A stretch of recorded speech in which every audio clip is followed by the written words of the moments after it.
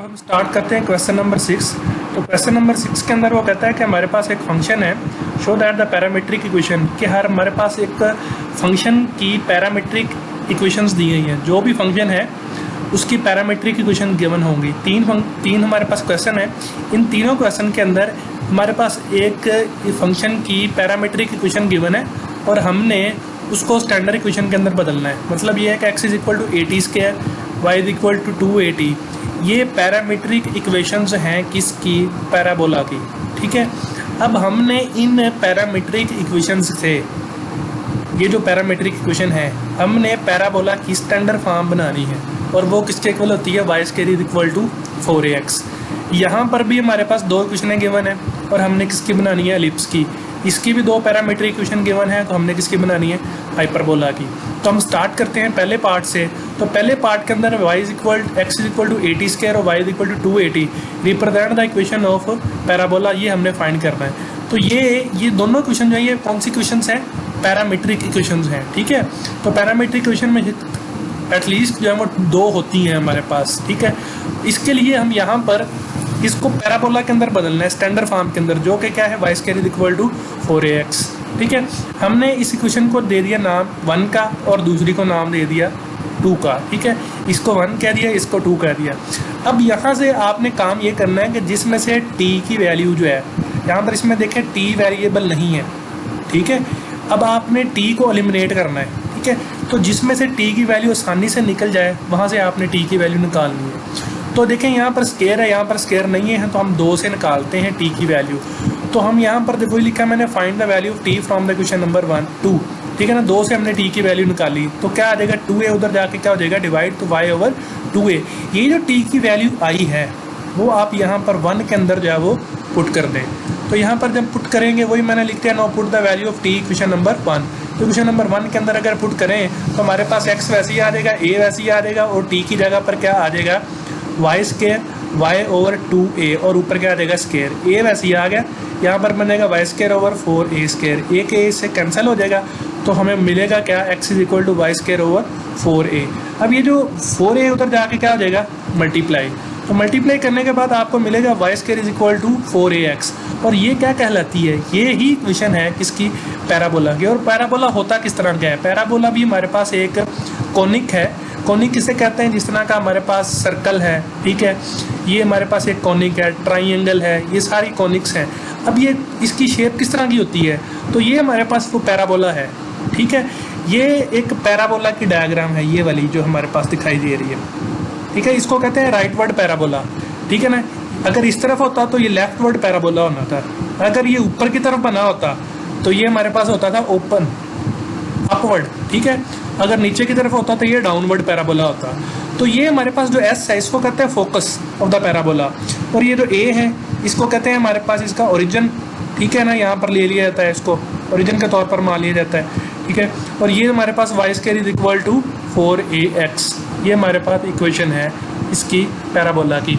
ये हम मज़ीद इसके बारे में जब पढ़ेंगे तो ये क्वेश्चन चैप्टर नंबर 6 आएगा, उसके बारे में इसको डीपली स्टडी करेंगे। लेकिन आपको सिर्फ ध्यान में होना चाहिए कि पैराबोला इस शेप का होता है।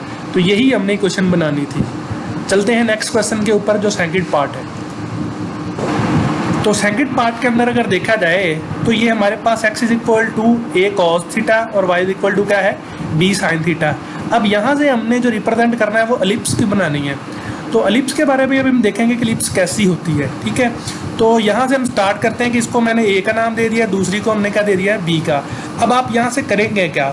अब यहाँ पर 1 में से आपने cos थीटा की वैल्यू निकाल लेनी है और यहाँ पर 2 में से आपने sin थीटा की वैल्यू निकाल लेनी है। तो हम यहाँ से वही काम करेंगे। देखें cos theta is equal to क्या बन जाएगा? a उधर जाके डिवाइड तो x ओवर a। यहाँ से अगर देखें तो sin theta is equal to क्या बन जाएगा? y ओवर b, b उधर जाके डिवाइड।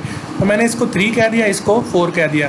अब आप देखें तो इन दोनों इक्वेशंस का x का क्या है? स्क्वायर है। यहाँ पर हमारे पास क्या है? x स्क्वायर, यहाँ पर भी क्या है? y स्क्वायर जो हमने बनाना है, और दरमियान में क्या है? प्लस है। तो हम इन दोनों इक्वेशनों का देखें स्क्वायर लेंगे और इन दोनों को आपस में क्या कर लेंगे? ऐड। देखें यहाँ पर क्या है? x over a, y over b, वहाँ पर भी क्या है? x ओवर a और y ओवर b, लेकिन फ़र्क क्या है? स्क्वायर का है, और दरमियान में क्या है? प्लस। तो हम इन दोनों इक्वेशनों को क्या करेंगे? सम करेंगे लेकिन स्क्वायर लेके। ठीक है, तो वही मैं यहाँ पर पहले सम करने से पहले आप इसकी डायग्राम देख लें कि ये जो डायग्राम है ये एलिप्स की है, ठीक है। ये स्टैंडर्ड एलिप्स है हमारे पास, X square over A square Y square over B square. तो ये जो एफ और ये एफ लिखा हुआ है ये इसके फोसाइज होते हैं। और दूसरा ये जो ई है यहाँ पर लिखा हुआ है ये इसकी इसेंट्रिसिटी होती है। ये हम चैप्टर नंबर 6 के अंदर डिसाइड करेंगे, ये डिसाइड भी इसको देखेंगे कि ये कैसे मतलब हमें ड्राइव होता है। और ये वाले जो है ये हमारे पास कहलाते हैं वर्टिक्स, ये जो वी और वी प्राइम जो है, और ये वाले पॉइंट और ये वाले पॉइंट ये जो है इसको कहते हैं कोवर्टिक्स। और ई यहाँ पर क्या होता है, इसेंट्रिसिटी। इसेंट्रिसिटी के बारे में हम चैप्टर नंबर 6 के बारे में पढ़ेंगे, जब हम वो पढ़ेंगे तो तब ये आएगी, कॉनिक्स के डीपली हम स्टडी करेंगे, ठीक है। तो यहाँ पर हमने सिर्फ इसकी डायग्राम देखनी थी, जिस तरह का अंडा होता है सेम टू सेम ये इसी तरह का होता है, ठीक है ना। तो यहाँ पर हमने इसको मजीद हल करने के लिए इन दोनों का क्या लेंगे, स्केयर, और यहाँ पर ऐड कर लेंगे। जब देखें squaring the end adding the 3 and 4, जब हमने इन दोनों को स्केयर लिया तो यहाँ पर क्या आ जाएगा, कॉस स्केयर थीटा, और यहाँ पर साइन स्केयर थीटा, इन दोनों को प्लस कर देंगे, एक्स स्केयर ओवर ए स्केयर बन जाएगा, y square over B square, और ऐड कर लेंगे। अब आपने ये फार्मूला पढ़ा हुआ है कि cos square plus sine square किसके इक्वल होता है, 1 के। इसका मतलब इसकी जगह पर क्या आ जाएगा, हमें 1 मिल जाएगा। जब इसको 1 पुट कर देंगे तो एक्स स्केयर ओवर ए square, Y square over B square, ये हमें स्टैंडर्ड एलिप्स हासिल हो जाएगी, ठीक है। और ये इसी को हम कहते हैं this is equation of ellipse. यही हमने फाइंड करनी थी कि कैसे हम इक्वेशन ऑफ एलिप्स बनाए, किसका इस्तेमाल करते हुए, एलिप्स की उसने हमें पैरामीट्रिक फॉर्म दी थी और हमने इसको किसमें बदल दिया, स्टैंडर्ड फॉर्म ऑफ एलिप्स में बदल दिया। अब हमारे पास इसका जो है वो थर्ड पार्ट है, उसको हल करते हैं। तो थर्ड पार्ट अगर देखा जाए तो थर्ड पार्ट के अंदर भी उसने यही किया हुआ है कि हमें 2 पैरामीट्रिक इक्वेशंस दी हुई हैं। अब किसकी दी हुई हैं, हाइपरबोला की दी हुई हैं। तो हम यहाँ पर भी वही करेंगे कि इसको मैंने ए का नाम दे दिया, दूसरी को मैंने इक्वेशन नंबर 2 का नाम दे दिया।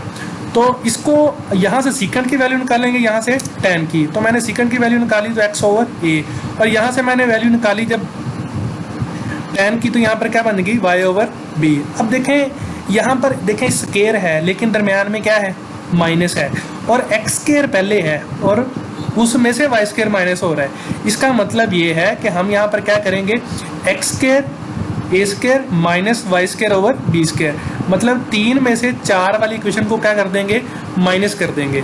और ये यहाँ पर इसकी डायग्राम अगर देखी जाए तो ये जो है ये हाइपरबोला होता है, ये वाले हमारे पास है, ये हाइपरबोला है, ठीक है। ये जो है हाइपरबोला की डायग्राम इस तरह की होती है, ठीक है।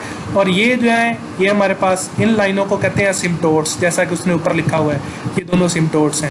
और यहाँ पर ये जो पॉइंट है ये कोवर्टिक्स कहलाते हैं, ठीक है। और ये वाले 2 पॉइंट जो है ये वर्टिक्स, और ये पॉइंट ये जो है फोसाइज कहलाते हैं। तो इसके बारे में भी हम चैप्टर नंबर 6 के अंदर पढ़ेंगे जाके, लेकिन यहाँ पर तो हमने इक्वेशंस बनानी है कि कैसे बनाएंगे।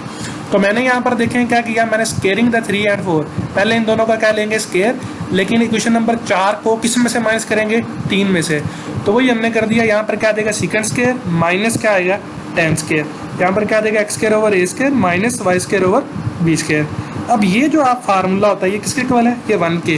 तो ये हमने बताया second square minus tan square is equal to 1, पर मैंने 1 मिसिंग है तो ये इज इक्वल टू किसके होता है, 1। ये बात ध्यान में रखिएगा। तो ये वहाँ पर 1 लगा दीजिएगा। यहाँ पर क्या आ जाएगा, इसकी जगह पर x square over A square Y square over B square is equal to 1।